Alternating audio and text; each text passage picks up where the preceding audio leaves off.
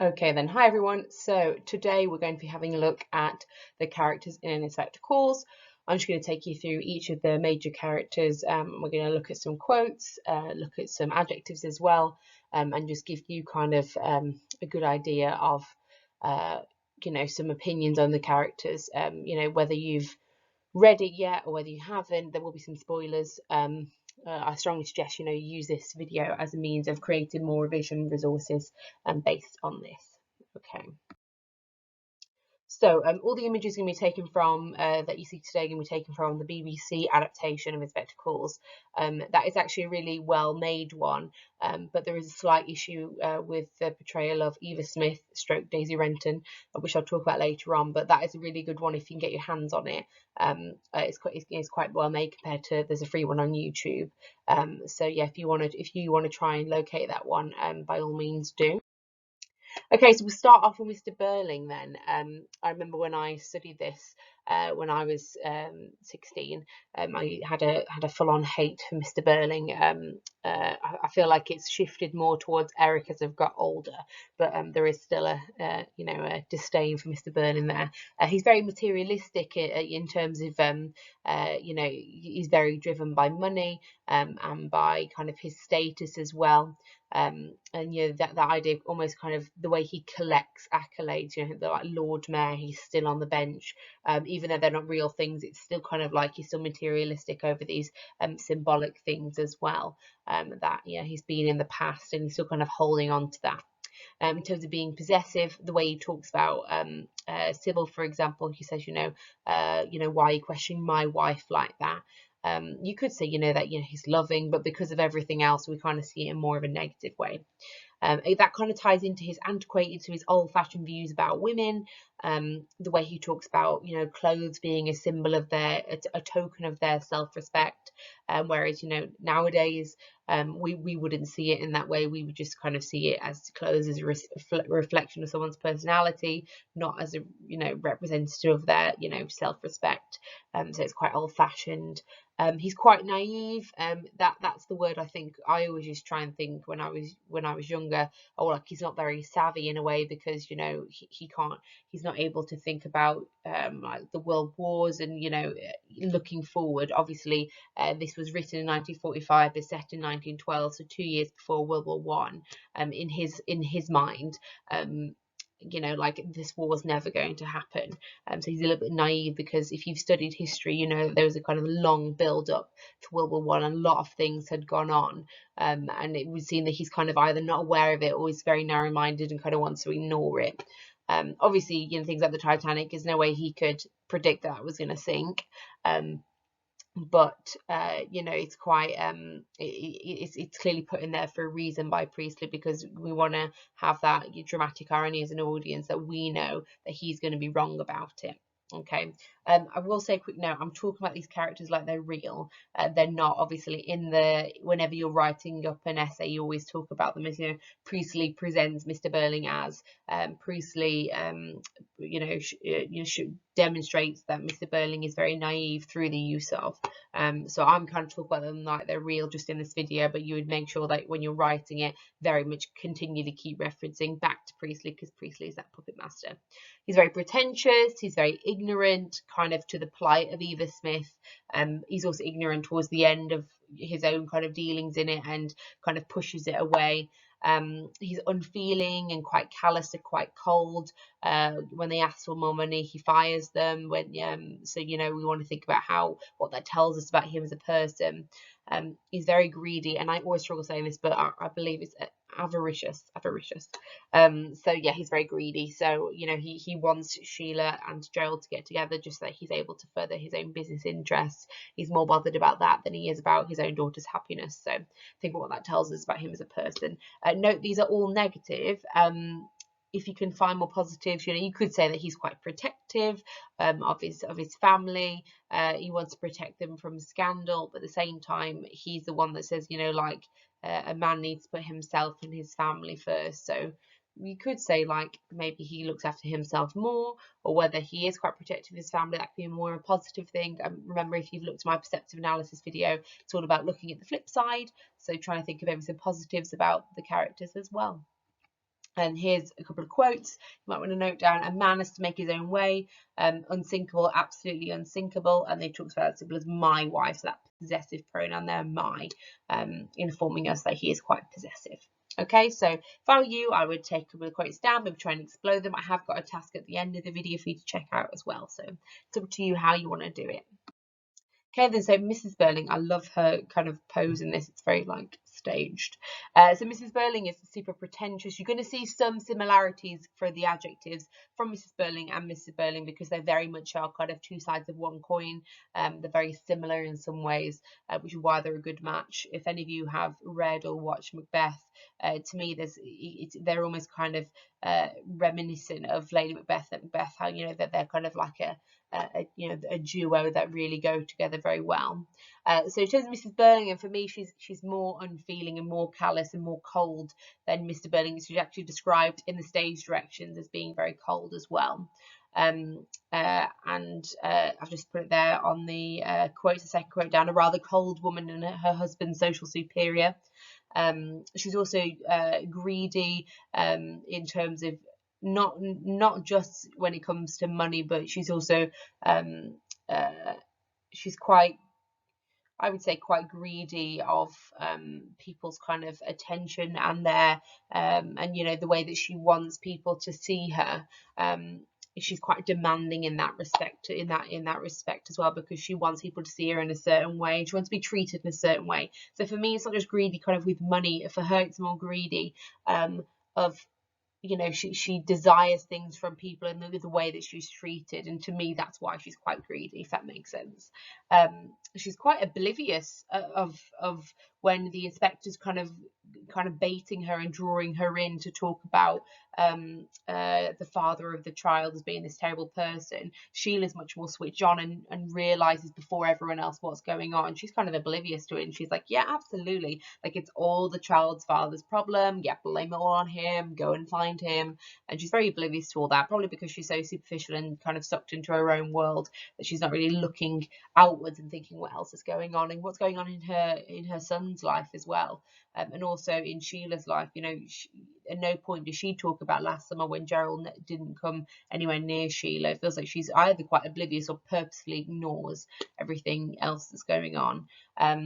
She's quite rigid. Her worldview is very fixed. She's not very malleable. She's not very impressionable. She doesn't change throughout the course of the text. She does show some remorse, and she's upset when she finds out about killing, not killing, but leading to Sheila's Eva Smith's suicide, and the fact that Eva Smith was carrying her grandchild. But quite quickly that's forgotten. Quite shockingly, that's how quickly she forgets that. And she's quite negligent as well. She neglects her duty to help the poor as the chairwoman of the Bromley Women's Association organisation. She's quite negligent because she doesn't help Eva Smith out, so she neglects her duty there. She talks about Eva Smith as a girl of that class, the emphasis there on being that, the lower classes. Again, a rather cold woman. And then this one I always quite enjoy, that I consider is a trifle impertinent inspector. Even the fact that she's a trifle impertinent, she's like, you're being a little bit rude, which basically means like you're being super rude to me. And again, her being quite greedy in terms of demanding that respect. Because she is a social superior to everyone in the room except for Gerald. So she's very, kind of very uppity, very pretentious, a very dislikable character, arguably more so than Mr. Burling, I would say. Okay, Sheila Burling. I always found like the ribbon on her head really like just a weird choice to me. It feels like something that's from like a box of chocolates they just kind of shoved on her head before she went on camera, but that's just me. So she's quite superficial. She's quite immature at the start. She's like, oh, look at my pretty ring. Not that that's kind of problematic, but the fact that they kind of zoom in on that and her kind of focusing on that token. She says she only feels engaged once she has that ring, as though she didn't really feel engaged before, as though she has to have that token to show that she is engaged. So she's quite superficial. She's quite impulsive, in terms of the way that she treats Eva Smith. but at the same time she's passionate, she's full of emotion. Sheila is more than any other character, I would say. She's got a wide emotional range, you know, going from she cries quietly in the corner, to, you know, being really passionate about her relationship with Gerald, to be very upset with her relationship with Gerald. But at the same time she becomes much more mature. She responds quite maturely. She has a few snipes at Gerald, but she responds quite maturely to the fact that she's found out he's cheated. You know, responds that she knew something was going on the whole time, which is why I say that she's very shrewd and actually one of the most intelligent characters in the play. She's certainly the most intelligent character, aside from the inspector that we get to meet. Evie Smith as well is quite intelligent, but you know, she's much more kind of open-minded and open to change than her parents, setting, you know, her and Eric in a completely different category to the older generation and to Gerald. Hang on, bear with. Okay, I'm back. Let's ignore the fact I had a phone call mid YouTube video. Okay then. So she's quite remorseful and penitent. She kind of, you know, is regretful over what's happened to Eva Smith. And again, she really shows that kind of wide emotional spectrum, from someone who is, you know, perhaps quite immature and, you know, quite young, that she can't really control her emotions yet, but she's well-meaning underneath it. You know, aside from the fact that she had Eva Smith fired from Millwoods, but you know, she's arguably one of the most likable characters, if not, apart from in the Inspector and Eva Smith, you know, the most likable character. I mean Edna, but she's kind of like a smaller role. So she says, you know, but these girls aren't cheap labor, they're people. She recognises they're real people, they're not just, you know, commodities.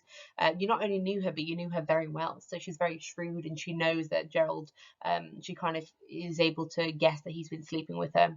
She questions, this is something I find quite interesting, she questions whether Eva Smith is pretty. And for me, that kind of shows she's quite superficial, because it's like, you know, knowing that she's pretty all of a sudden makes it worse that she's dead.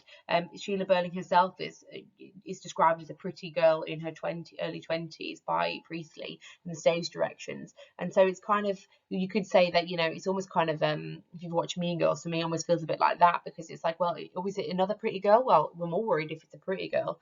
But again, I'm just kind of inferring that. So take that from that what we will. But I think that's a really interesting quote that is very much not looked at in An Inspector Calls. Okay then, so Eric Burling, my least favourite character. He's very indulged and spoiled in my mind, in terms of he's able to kind of run around town and get drunk, and the way he kind of speaks to his parents, he acts quite spoiled. But at the same time, he's also disregarded by his parents. So we kind of see that's, for me, partly why he's kind of this, he's half at ease, half assertive. He's kind of, you know, he's got this wealth, and comes from this you know, upper middle class family, but at the same time he's very disregarded by them. You know, he's quite uncomfortable in that family kind of environment.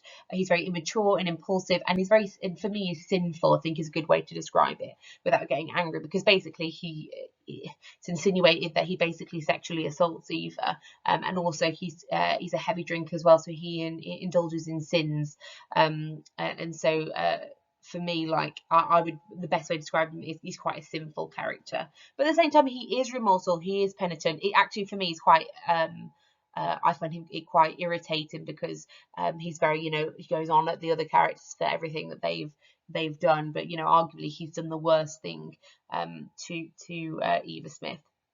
I've also said, for me, he's quite lost. He's quite a lost soul, because he doesn't have a good relationship with his parents. But he works at the parents' company, perhaps not doing what he wants to do. You know, again, that's an inference. You know, we don't really know much about Eric's personality. We kind of like drip fed things. But you know, we know that he does seem quite lost and quite disregarded. And yeah, he describes that he doesn't want to go off and marry one of these old women around the town. You know, he hasn't found someone yet.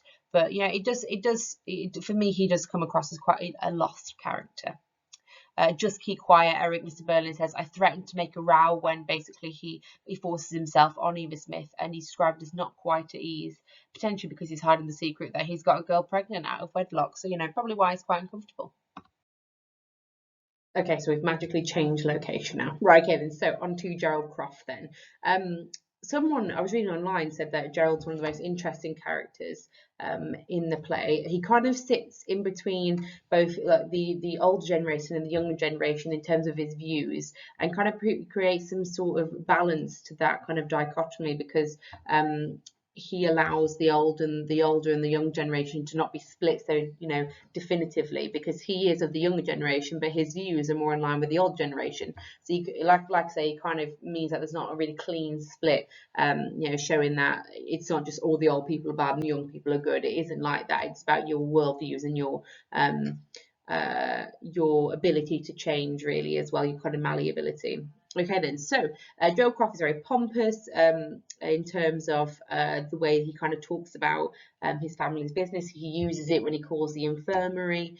He's quite pretentious, not nowhere near as much as like Mrs. Burling, for example, but it is definitely there. Whether he is kind to not Sheila, he is kind to Daisy Renton, but he's quite unfeeling to Sheila because he doesn't think about how she's going to feel when he cheats on her, and he doesn't say when he's talking about it, he doesn't really apologise to Sheila, and she picks it up on it, and she's kind of like, that's not really okay. He's exploitative. He exploits. He exploits Daisy Renton, and he's opportunistic as well, because he installs her at the flat, even though he says that the apartment, even though he says, I didn't do it to have sex with her.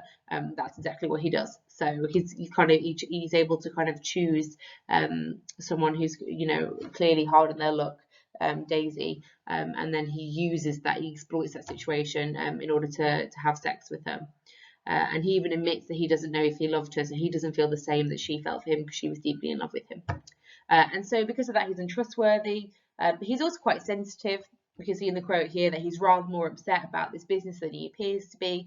So he's more upset about Daisy committing suicide. So that shows he is sensitive. Again, he's wealthy. We're told that he's attractive, and he's also quite relaxed, really. Even towards the end, when he's found out all of this, he seems quite relaxed when he's explaining his theories about the inspector. He's quite calm about it, probably because he's had a wealthy upbringing. He's never really had to worry about much. He's quite calm in situations because he usually knows that he's got the upper hand because he's so privileged. Okay, then Inspector Gould. He's very intelligent. He's obviously very responsible, but he's also very ominous, enigmatic, and cryptic. So he's quite mysterious, and we, because of that supernatural element as well, with the name Ghoul, largely being thought to be relating to a ghoul, as in Ghoul, like a ghost. There's a lot we don't understand about him, which makes he's quite ghost-like and uncanny. Again, he's actually described as peculiar and suspicious by Burling. An interesting word used to describe him is omniscient. So it's when I was looking for a word to describe him, he's all-knowing. This is often a word assigned when we're talking about gods, for example, that they're omniscient, they're all-knowing. It appears that he knows everything about everyone that he shouldn't know. But also he's quite professional as well, because he won't drink on the job. He deals with one line of inquiry at a time.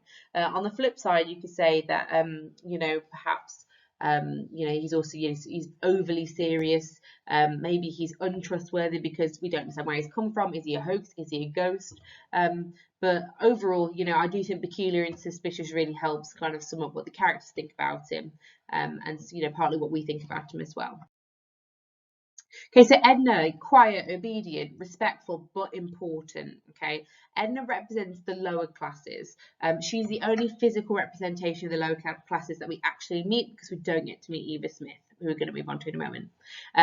So you can see that she calls Burling Sir. She'll never call him Mr. Burling. She's very respectful. She knows her place. She's symbolic of the system of power and the system of class that keeps her in her place. And so she's important in that respect. She's also the first character that's referred to in the play, because they're talking about I think it's about Edna's getting the port, which is a symbol of wealth as well. So kind of bossing the lower classes around, which you're going to see reflected in Eva Smith as well. So an important one. Eva Smith stroke Daisy Renton then. Please note, and I just want to say this, now this is from the BBC version. If you've watched the BBC version, that's fine. I actually really, really like that version. However, the only problem is that they physically show you Eva Smith. We are never meant to see Eva Smith, because she's meant to be faceless and just one of the many. So she's this invisible, silent kind of character, and I'll come back to that idea in a moment. She's ill-fated. It's unfortunate these circumstances she's in, but she is brave. She stands up to Mr. Burley and leads to her getting fired. She's intelligent. She understands that Eric doesn't love her, and that's why she won't marry him. She's resilient. She tries and tries again. On the other hand, you could say maybe she's not that resilient after the whole thing with Gerald and getting fired twice. She said that she doesn't really want to try for a job again. But you could just say it's because she's been dealt such a difficult hand, and she's been having so many bad things happen to her. It's understandable it's made her miserable, which I referenced down there. She is loving and romantic. She refers to the fact that in her diary that Gerald, she wants it to last long with Gerald mentally in her head, so she goes away to the seaside to be alone. Some of the film versions cut that out, so that's quite a good thing to write down.